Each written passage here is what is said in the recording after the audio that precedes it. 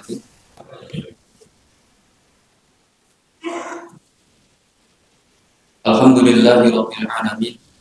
Alhamdulillahilladzi hadana min hadza wa laula an hadana Allah. Nashhadu an la ilaha illallah wahdahu la syarika lah wa nashhadu anna Muhammadan abduhu wa rasuluhu la nabiyya wa la rasula ba'da. Allahumma shalli wa sallim wa barik ala nabiyyina wa syafi'ina wa qurrati a'yunina Muhammad wa ala azwajihi wa dhurriyyatihi wa ashabihi wa man tabi'ahum bi ihsanin ila yaumil qiyamah. Usikum wa iyaya bitaqwallah faqad faza al muttaqun. Haitsu qala Allah ta'ala fil Qur'anil Karim, a'udzu billahi minasyaitonir rajim. Bismillahirrahmanirrahim. Ya ayyuhalladzina amanu taqullaha wa tanzur nafsum ma qaddamat lighad wattaqullaha innallaha khabirun bima ta'malun. Wa qala Rasulullah sallallahu alaihi wasallam, ittaqillaha haitsu wa atbi'is sayyi'atal hasanata wa khulqin nas bi khuluqin hasan. Rabbi shrah li sadri wa yassir li amri wa hlul min lisani yafqahu qawli. Allahumma anfa'na bima 'allamtana wa 'allimna ma yanfa'una wa zidna 'ilman wa fahma.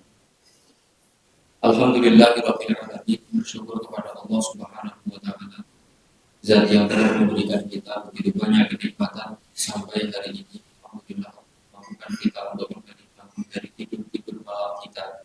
Allah berikan kita kenikmatan berupa usia yang masih ditambah di dunia. Allah berikan kenikmatan berupa kesehatan yang menyertai hari-hari kita.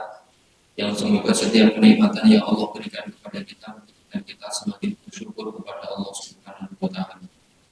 Shalawat dan salam kita curahkan kepada Rasul Hasan kita Nabi Muhammad sallallahu alaihi wasallam, Sayyidul Anbiya'i wal Mursalin, orang yang menjadi pimpinan dari seluruh rangkaian kerasulan dan kenabian, yang Allah berikan mukjizat yang paling sempurna, Allah berikan syariat yang paling sempurna, dan alhamdulillah kita semuanya Allah mampukan untuk bisa mengikuti serta menjadi umat beliau, umat yang lahir di akhir zaman, namun nanti akan mendapatkan kursi surga lebih dulu dibandingkan dengan umat yang lain. Umat yang banyak melakukan salah dan dosa, tetapi juga Allah berikan banyak pintu untuk melaksanakan taubat dan nasuh. Semoga kita semuanya Allah wafatkan dalam kondisi yang terbaik, bisa bertemu dengan Nabi Sallallahu Alaihi Wasallam dalam kondisi yang penuh dengan kemuliaan dan kebahagiaan. Bapak Ibu yang kami muliakan, kita masuk di hadis yang ke-8 dari kajian kitab Al-Arba'un Al-Qur'aniyah. Hadis yang ke-8. Mohon maaf beberapa kali pertemuan perlu izin dan sakit menghadiri majelis taklim di masjid Perumnas Sembarian ini, karena memang ini sampai mulai wirawiri Bapak Ibu, dan mulai wirawiri untuk sini itu, terlebih di akhir-akhir ini kondisi di Yaman itu sedang tidak baik-baik saja. Jadi pesan tiket hari ini niku ternyata keberangkatan masih sebulan yang akan datang, itu pun harga tiket sudah lumayan mahal. Maka dari itu banyak izin tidak bisa di Pacitan, dan seringnya kalau safar itu mesti hari Jumat, Sabtu, Ahad. Maka di hari Ahad itu sering tidak di Pacitan. Kemudian alhamdulillah hari ini memberikan kesempatan kita untuk bisa bertemu. Al-Hadits Tsamin, hadis yang ke-8, judulnya Fadlu qiraati suratil Baqarah fil bait. Fadlu keutamaan qiraati membaca suratil Baqarah, surat Al-Baqarah fil bait, di rumah. Ini salah satu hadis yang banyak dihafalkan, dan kalau yakin panjenengan sudah banyak yang tahu, paling tidak pernah mendengarkan. An Abi Hurairah radhiyallahu anhu anna Rasulullah sallallahu alaihi wasallam qala la taj'alu buyutakum maqabir inna syaitan yanfiru minal baitil ladzi tuqra'u fihi suratul Baqarah. Rawahu Muslim. Dari sahabat Abu Hurairah radhiyallahu anhu bahwasanya Rasulullah sallallahu alaihi wasallam bersabda, la taj'alu, janganlah menjadikan siapa kalian buyutakum pada rumah-rumah kalian maqabir, pada kuburan. Inna syaitan, sesungguhnya syaitan yang akan lari minal baiti, dari sebuah rumah, alladzi yang mana rumah itu perlu dibacakan apa rumah di dalamnya rumah suratul Baqarah, surat Al-Baqarah. Masyaallah muslimin yang kami muliakan, hadis ini menjelaskan kepada kita bahwasannya ada banyak keutamaan yang terkandung di dalam Al-Quran, dan salah satu surat yang Allah khususkan, yang Rasulullah khususkan adalah surat Al-Baqarah. Para ulama kemudian ketika mensyarah hadis ini menjelaskan yang pertama kenapa kok yang disunahkan atau yang dikhususkan salah satunya surat Al-Baqarah. Nanti sebetulnya dalam kitab ini ada pembahasan khusus terkait keutamaan beberapa surat dan ayat-ayat khusus. Salah satunya surat Al-Baqarah memang. Nanti ada keutamaan surat Al-Kahfi, ada keutamaan surat Al-Mulk, ada keutamaan surat Yasin dan sebagainya. Salah satu surat yang disunnahkan untuk dibaca dan membacanya itu di rumah adalah surat Al-Baqarah. Kenapa alasannya? Yang mereka pun sebutkan. Di sini pun sebutkan apa hikmahnya. Kenapa dikhususkan surat Al-Baqarah? Karena memang ada banyak sekali hikmah yang terkandung di dalamnya. Yang pertama disebutkan minha lituliha. Yang pertama karena panjangnya surat Al-Baqarah menduduki peringkat pertama dari sisi surat yang paling panjang dan paling banyak ayatnya, 286 ayat, dan jumlahnya juga ayatnya paling banyak dan suratnya juga paling panjang sampai lebih dari 2 juz. Yang kedua, wakatroti asma'illahi ta'ala, karena di dalamnya ada banyak asma'ul husna. Sementara dalam sebuah ayat yang lain Allah mengatakan asma'ul husna itu memang salah satu gunanya adalah sebagai kalimat-kalimat pelindung. Dan juga dipakai ketika doa. Walillahil asma'ul husna fad'uhu biha. Allah memiliki sekian banyak asma'ul husna dan kita diminta ketika berdoa menyebutkan nama-nama Allah Subhanahu wa ta'ala. Maka Bapak Ibu yang kami muliakan, dalam sebuah hadis Rasulullah mengatakan inna lillahi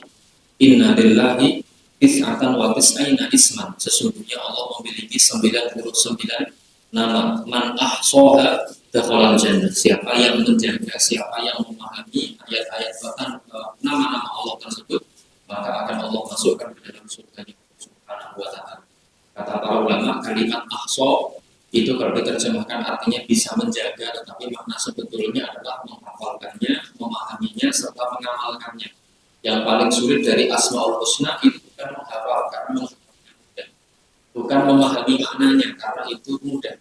Yang paling sulit adalah mengamalkan sesuai dengan Asmaul Husna. Misalkan kita tahu Allah memiliki sifat Al-Basir, Maha Melihat. Mengamalkan sifat Al-Basir itu berarti kita meyakini setiap apa yang kita perbuat Allah saksikan. Sehingga kita menjadi orang yang berhati-hati di dalam berbuat dan bersikap karena paham betul bahwasanya Allah senantiasa melihat kita. Allah memiliki sifat misalkan As-Sami, Maha mendengar, berarti apapun yang terucap dari lisan kita atau bahkan apapun yang belum terucap baru terbesit dalam hati kita, Allah sudah melihat, mendengarnya. Maka berarti orang yang betul-betul paham dari sifat Allah As-Sami tadi itu, dia akan bersikap hati-hati dalam mengucapkan segala sesuatu. Itu yang sulit. Misalkan kita tahu Allah itu punya sifat atau punya nama, namanya Ar-Razzaq, zat yang memberi rezeki. Tapi kadang kita masih belum yakin sepenuhnya Allah yang memberikan rezeki.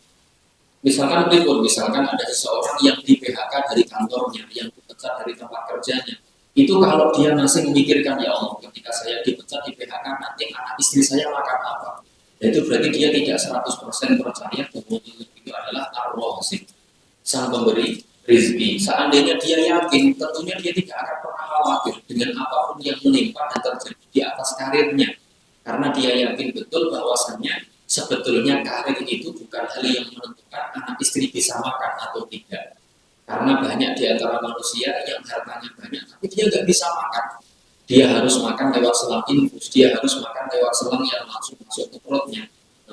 Banyak orang yang seperti itu. Artinya memang yang memberikan kita rezeki itu Allah, dan ikhtiar kita atau usaha kita atau karir kita itu sebetulnya hanya 1% mungkin dari rezeki yang Allah tetapkan atas diri kita. Dan itu misalkan kita yakin Allah itu sebagai Ar-Razzaq, berarti kita harusnya betul-betul bisa mengamalkan. Itu yang sulit. Masyaallah muslimin yang kami muliakan, dan di dalam surat Al-Baqarah tadi banyak sekali menyebutkan atau disebutkan dalamnya Asmaul Husna. Ada kalimat Ar-Rahman, ada kalimat Ar-Rahman, Al-Hayyu, Al-Qayyum, Al-Ali dan sebagainya. Yang berikutnya kata para ulama, kenapa kok disebutkan, kenapa kok surat Al-Baqarah yang menjadi surat yang dikhususkan di dalam hadis ini?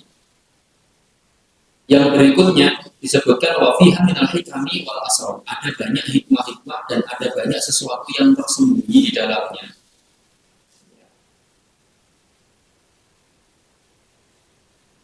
Bahkan ada seorang ulama yang menyebutkan di sini qala ahadul ulama fiha alfu amrin wa alfu nahyin wa alfu hikamin wa alfu dhaharin.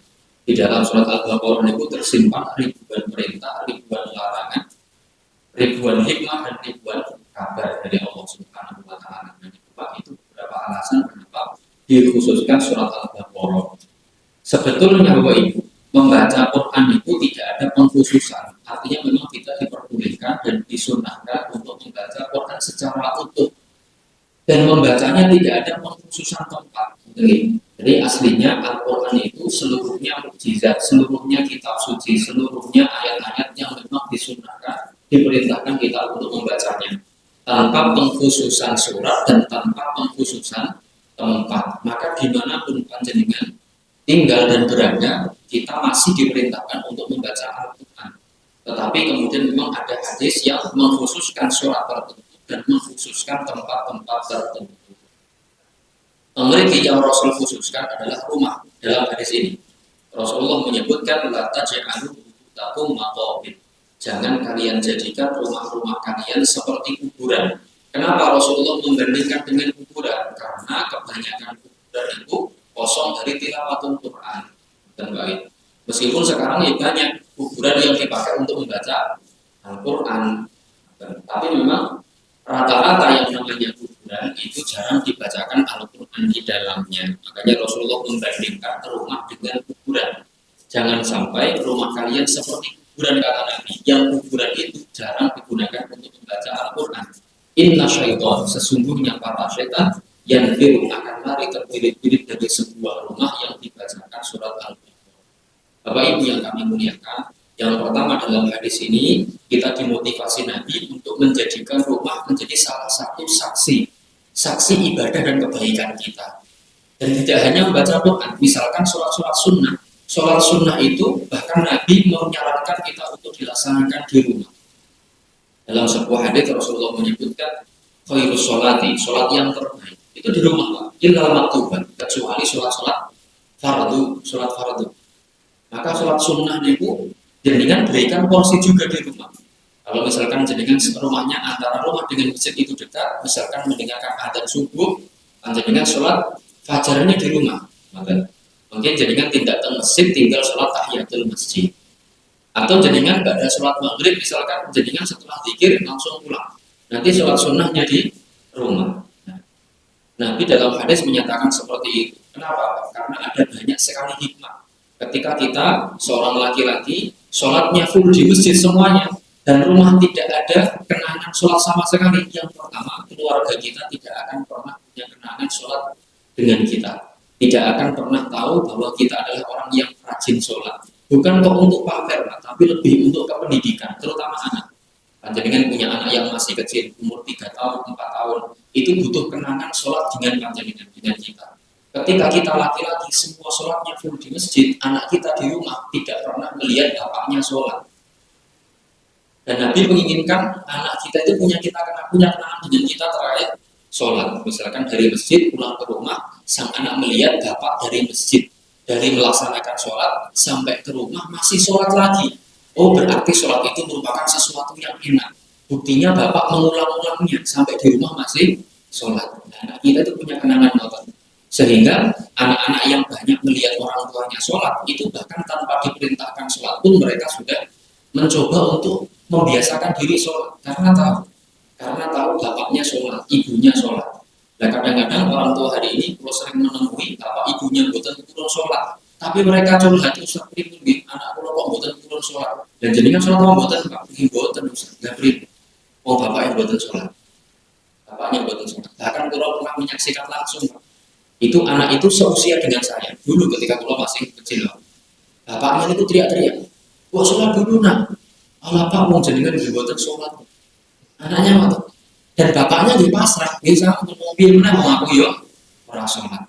Anaknya akhirnya dibuatan sholat. Sehingga anak itu sebetulnya lebih gampang meniru apa yang dikerjakan orang tuanya dibandingkan mencerna apa yang dikatakan oleh orang tuanya. Dan ulama dan rata-rata manusia itu, makanya para ulama ketika mengkaji fikih dakwah itu sampai mengatakan qaulul mahal ablag min qaulil maqal.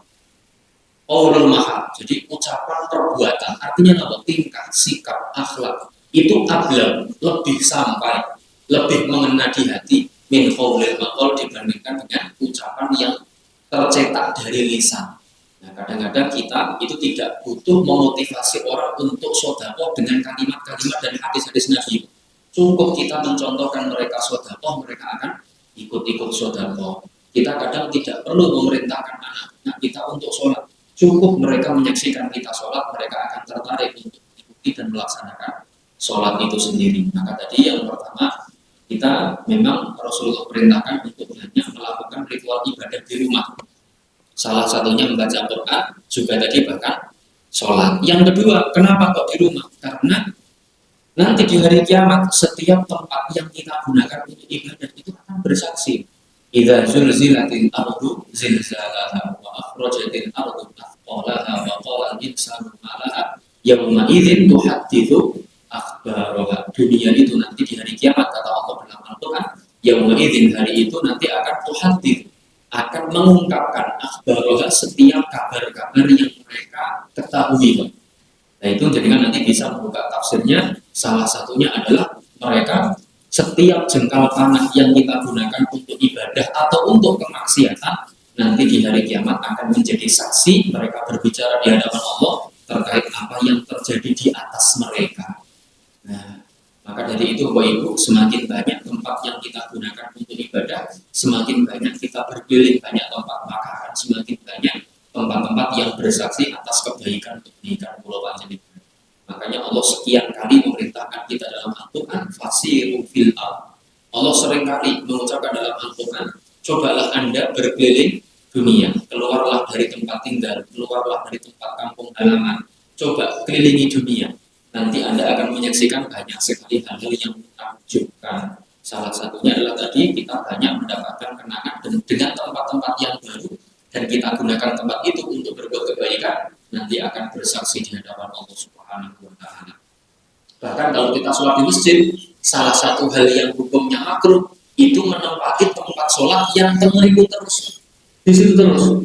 Itu misalnya pun jadinya harus kadung seneng sholat di belakang tiang, kok tiang sholat tengeriku terus, sampai kemudian ketika ada orang yang menempati jadinya kok mangkel, jadinya kok nesu, kuning mau digoni.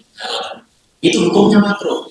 Hukumnya makruh. Dalam hadis Nabi Rasulullah menyebutkan, nah Rasulullah SAW adalah protein buruk, wa iftirashis sabu, wa itadil ibil katanya. Kata Nabi dalam sebuah hadis, kita dilarang ketika sholat itu melakukan 3 hal. Yang pertama, protein buruk, sujud seperti burung yang mematuk. Berarti sujudnya berapa? Cepat, begini. Ayam ini ketika memakan makanan, niku nongolnya cepet nongolnya, cepet kan? Jadi kita dilarang ketika sujud begini. Berarti sujudnya harus yang tumakninah, Meskipun tadi Pak, itu hukumnya hanya makruh. Artinya ada ulama yang menyatakan ketika kita sholat seperti itu tetap sah.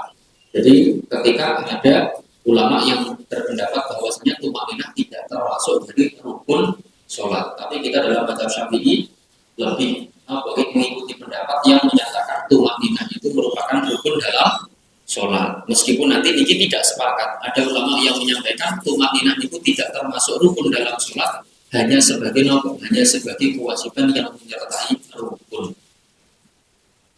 Tapi hukumnya tadi minimal makruh bahkan sampai tidak sah. Yang kedua, iftirashis sabu. Seorang yang sujud dalam kondisi seperti duduknya atau terbaringnya seekor hewan buas. Jadi kan kalau meresani seekor anjing, ketika dia duduk atau ketika dia rebahan, niku dia meletakkan tangan sampai ke sikunya. Jadi ini tangan diletakkan sampai ke siku. Dan ini hukumnya makruh. Ketika panjenengan sujud, jangan diletakkan sampai siku, karena yang diletakkan itu hanya telapak tangan. Berdasarkan hadis Ibnu Abbas bahwasanya Rasulullah SAW itu mengatakan umirtu an asjuda ala sab'ati a'dhum. Saya diperintahkan Allah ketika sujud itu dengan meletakkan 7 anggota tulang atau 7 anggota badan. Jabhah yang pertama kening, wa asyara ila anfihi. Kemudian Rasulullah sambil menunjuk ke hidung. Ketika Rasul menyebutkan kalimat jabhah kening, berarti yang rukun itu hanya kening, hidung hukumnya sunnah. Kemudian kafaini, kedua telapak tangan. Kemudian rukbataini, kedua lutut. Kemudian atrofil qadamaini, jari-jari kaki yang dua nih, kanan dan kiri. 7 berarti 1 kening, 2 telapak tangan, 3 berarti 2 lutut, 5 dan 2 jari-jari kaki. Artinya 2 kaki semua jarinya itu berarti 7. Nah, siku tidak termasuk, maka ampun ditambah-tambahi dengan siku, hukumnya nanti makruh. Yang terakhir ada yang mau tadi menderum seperti menderumnya seekor unta. Artinya menempati tempat yang selalu di situ, tidak pernah pindah. Ini hukumnya makruh. Kenapa? Karena kita diperintahkan untuk memperbanyak bekas-bekas sujud dan sholat. Maka jadinya di masjid ini, Pak, jadinya coba dipun absen. Kira-kira tempat mana yang belum pernah jadinya gunakan untuk sholat. Jadinya nomor itu, biar nanti seluruh masjid ini semuanya itu pernah jadinya sujud di tanahnya, dijadikan sebagai tempat sujud. Bapak Ibu yang akan muliakan, nah, tadi waktu ya, meskipun tadi rumah itu harus kita buat kenangan-kenangan yang baik di rumah-rumah tersebut. Dengan seperti itu, kata Nabi, yang firu asyaiton, setan akan lari terbirit-birit dari sebuah rumah yang dibacakan surat Al-Baqarah. Maka Bapak Ibu yang kami muliakan, kalau hadis ini dipun balik, berarti sebuah rumah yang tidak pernah dibacakan Al-Quran terkhusus surat Al-Baqarah dalamnya, setan akan menetap di dalamnya. Begitu kata para ulama di dalam syarah mereka. Di sini pun juga disebutkan. Maka faidahnya berarti ketika dibalik, rumah yang tidak pernah dibacakan Quran menjadi tempat tinggalnya setan. Maka kalau ada rumah, ada rumah kok sering yang penghuninya diganggu, ada penampakan ini itu. Jadi salah satunya karena memang tidak pernah digunakan untuk membaca Al-Quran. Salah satunya ini Pak. Dan kalau kita rutin membaca Quran, artinya menyempatkan waktu baca Quran di rumah, insya Allah tidak akan ada sesuatu yang seperti itu. Kalau itu juga baru tahu Pak, saya menempati rumah itu setelah 1,5 tahun itu, baru kalau itu dipanggil warga setempat. Rumah yang saya tempati, pusat jadikan ketika malam tidak pernah ada apa-apa. Nah, itu Pak, buatan pernah nongol dulu padahal rumah itu ditempati oleh mantan dukun. Setiap malam itu mengadakan ritual yang sampai bahkan kita tetangga-tetangga itu merasa risih karena kerasnya ritual yang dilakukan dukun itu. Semenjak ada dukun itu, setiap kali ada orang yang menempati itu betul pernah betah. Walaupun 4 tahun nyatanya ini aman-aman segala, sekalipun tidak pernah ada sesuatu yang mengganggu atau apapun itu. Nek wonten malah direkam di video viral. Tidak ada. Artinya sebetulnya rumah itu akan aman ketika memang digunakan untuk membaca Quran, insya Allah seperti itu. Maka jadikan kalau punya rumah yang aneh-aneh, yang ada kejadian tertentu suatu hal, itu jadikan harus introspeksi. Bukan malah undang dukun, Pak. Dan kadang-kadang ada sesuatu yang aneh itu malah undang wong pintar, mengundang dukun dan sebagainya. Dan dukun itu ketika mencoba untuk mengusir jin dari sebuah rumah, itu menggunakan metode memanggil jin yang lain. Nah iya kalau jinnya mau musir, kalau jinnya malah kerjasama untuk tengrik. Jadi musir, mau foto kalau musir ini enak. Yus aku tak melu lagi nek mau malah tambah kasih. Jadi kan bacakan Quran, jadi kan bacakan surat Al-Baqarah. Ini jaminan karena Rasul SAW yang menyatakan. Wonten Pak rumah jenengan ikan tening Pak. Betul nonton begini. Aman. Bapak Ibu yang kami muliakan, terus kenapa harus surat Al-Baqarah? Salah satunya di dalamnya ada ayat-ayat spesial memang. Di dalam Al-Baqarah itu ada ayat kursi, Di dalam surat Al-Baqarah juga ada ayat-ayat terbaik seperti 3 ayat terakhir dari surat Al-Baqarah. Yang mana 3 ayat terakhir surat Al-Baqarah ini menjadi ayat-ayat yang sangat disukai Nabi dan menjadikan Nabi orang yang sangat bahagia ketika pertama kali turunnya ayat-ayat tersebut, terutama ayat yang terakhir. Ini ayat terakhir surat Al-Baqarah. Lemon ayat terakhir berapa? Bunyinya lemon bu lillahi. Nah, sampai pada kalimat ayat yang terakhir yang mana Allah menyebutkan kalimat lemon lewat doanya, doa kita jawab dalam Al-Baqarah.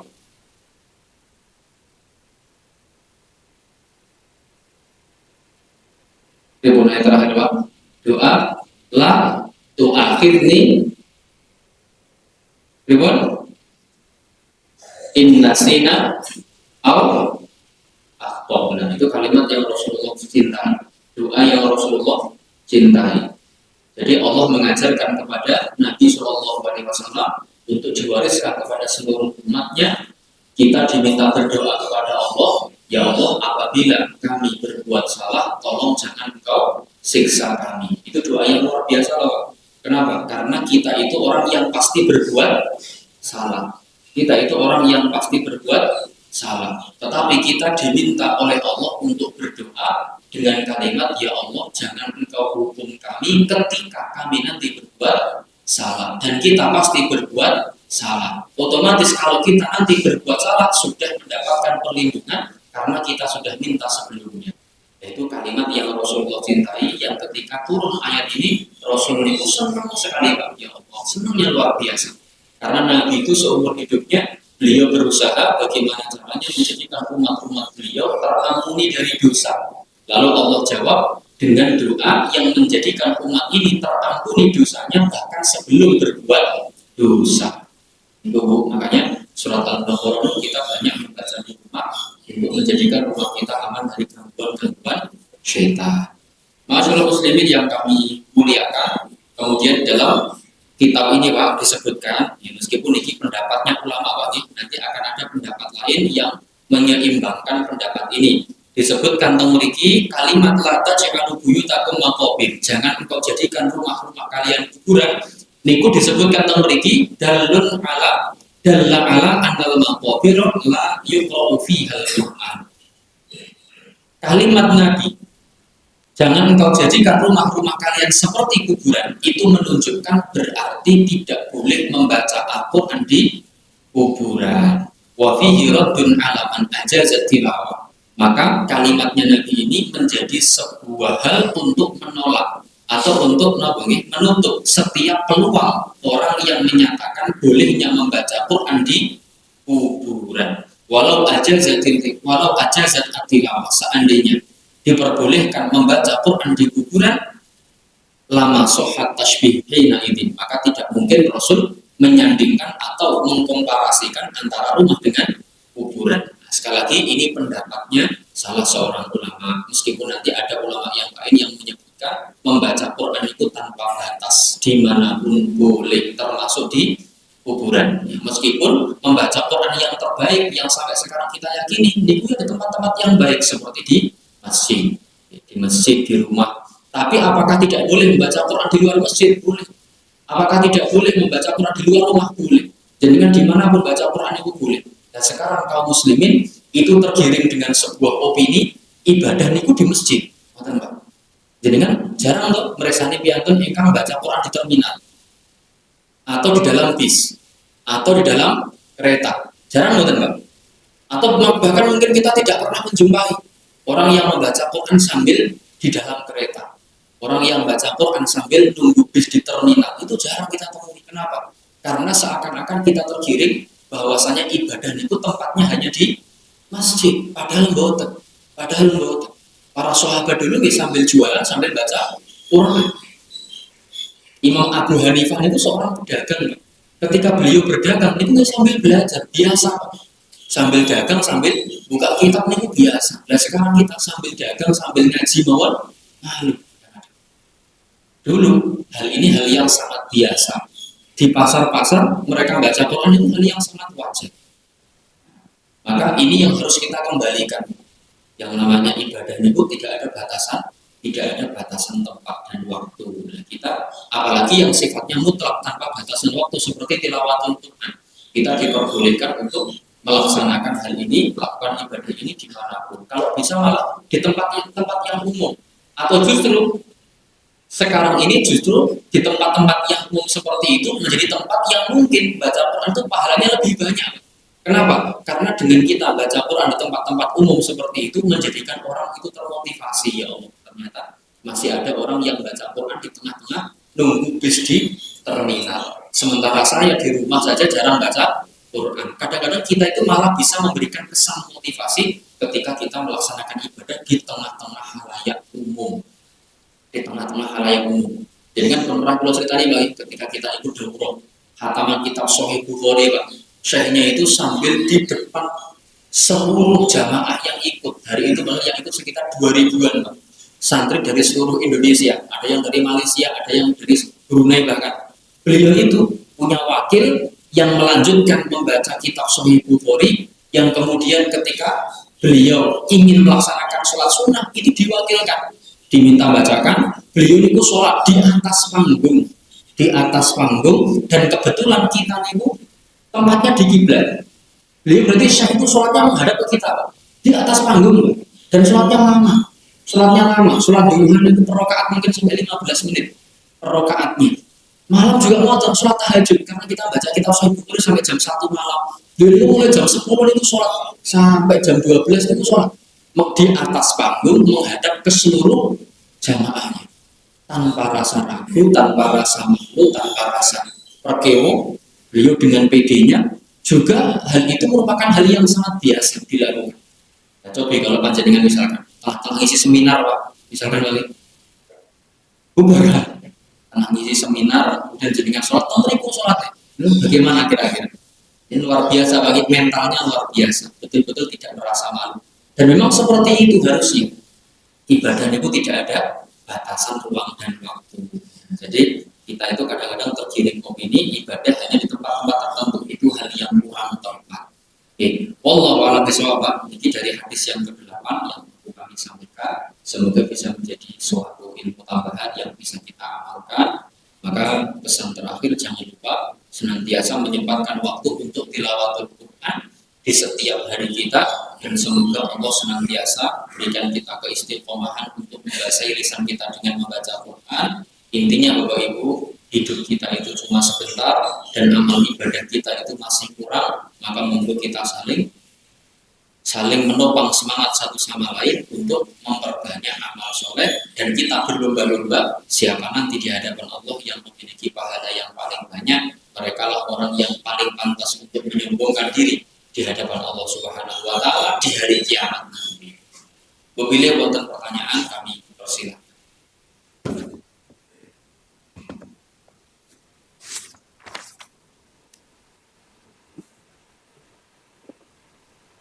Betul ada pertanyaan, Pak? Sampun? Oke. Wallahu a'lam bishawab. Insyaallah ini mungkin bisa jadi merupakan kajian terakhir sebelum pulang berangkat. Pulang mohon doa restu pada panjenengan semuanya, semoga Allah mempermudah semua langkah-langkah kita untuk melanjutkan studi. Juga pulang doakan panjenengan semoga senantiasa istiqomah untuk melaksanakan amal kebaikan, dan kita saling berlomba, saling bermotivasi. Insya Allah nanti semoga Allah pertemukan kita dalam kondisi yang penuh kebaikan, yang lebih baik dibandingkan kesempatan-kesempatan kita selama ini. Yang terpenting nanti semoga Allah kembali mempertemukan kita dalam surganya Allah Subhanahu wa Ta'ala. Kita akhiri dengan doa kafaratul majelis. Subhanallah wa bihamdihi asyhadu. Wassalamualaikum warahmatullahi wabarakatuh.